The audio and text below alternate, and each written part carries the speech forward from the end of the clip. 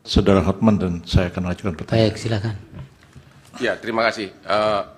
Pak Romo, pertanyaan pertama saya adalah tadi Bapak mengatakan presiden yang baik. Kalau ada presiden di tahun 2021 membagikan bansos dan pelinsos sebesar 408 triliun. Mic-nya dekatkan, Pak. Kemudian tahun 2022 431 triliun. Ya. Jadi tahun 2021 408 triliun, tahun 2022 431 triliun. Apakah itu pemerintah yang baik yang membantu fakir miskin? Tadi kan Bapak menyinggung soal fakir miskin.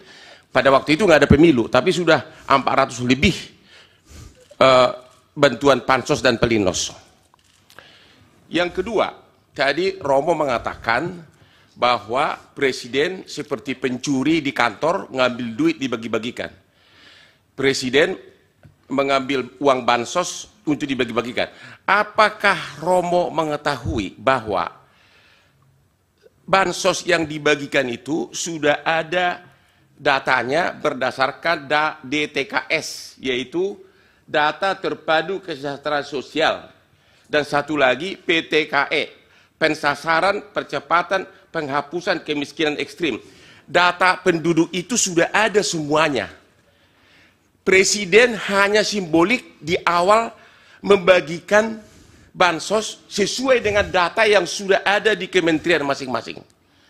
Selanjutnya dilanjutkan oleh kementeriannya. Jadi presiden tidak pernah membagikan bansos di luar data yang sudah ada, DTKS dan P3KE sesuai dengan data kementerian.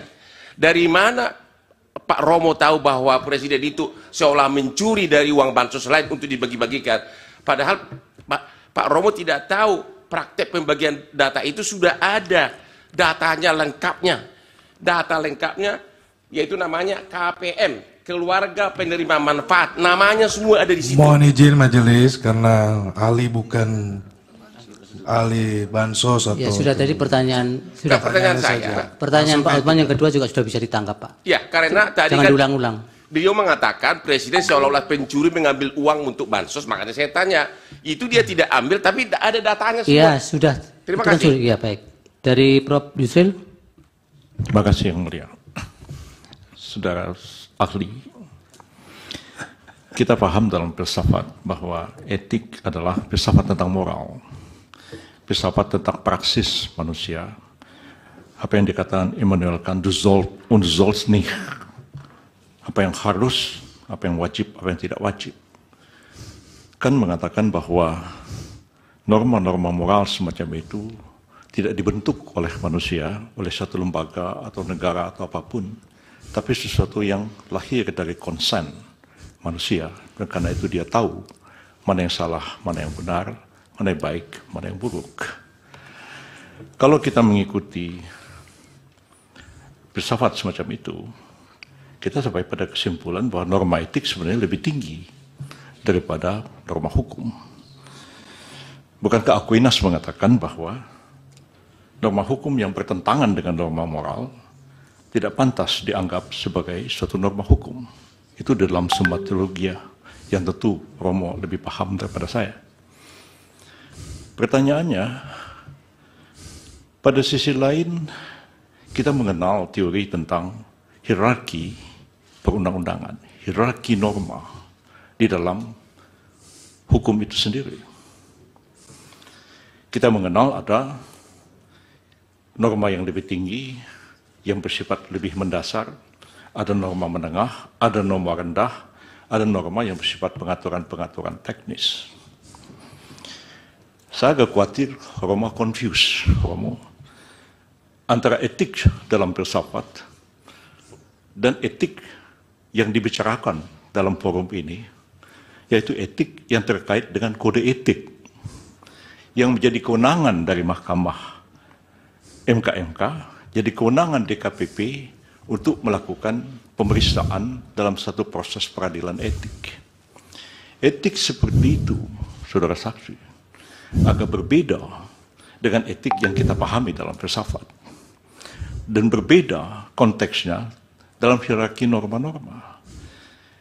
Kalau merujuk kepada Kant, merujuk kepada Aquinas, merujuk kepada Ibnu Hazm atau Imam Ghazali, Prof. Yusril terlalu lama. teks di pengantarnya. atas. Pertanyaan apa? Ya, pertanyaan akan segera.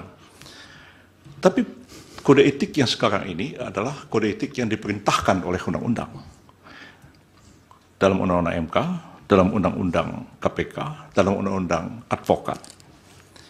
Dan itulah yang diadili, yang dijadikan dasar mengadili pelanggaran kode etik. Bukan pelanggaran kode etik seperti yang dipahami oleh Immanuel Kant dan Thomas Aquinas. Apakah Roma bisa membedakan antara norma dalam filsafat, norma etik dalam filsafat, dan norma etik dalam pengertian norma etik yang dibentuk atas perintah satu undang-undang yang kedudukannya tidak akan mungkin lebih tinggi daripada undang-undang itu sendiri? Persoalannya adalah, apakah pelanggaran etik dari filsafat membawa implikasi kepada penyelenggaraan negara harus begini seperti yang Romo katakan? Ataukah pelanggaran kode etik sebagai code of conduct di dalam norma etik yang dijadikan dasar keputusan DKPP dan MKMK, apakah itu akan menggeser satu keputusan yang didasarkan atas norma undang-undang? Mohon Romo jelaskan persoalan ini. Baik, dari Bawaslu ada pertanyaan? Dari Hakim yang mulia Prof. Arief, silakan. Baik, terima kasih.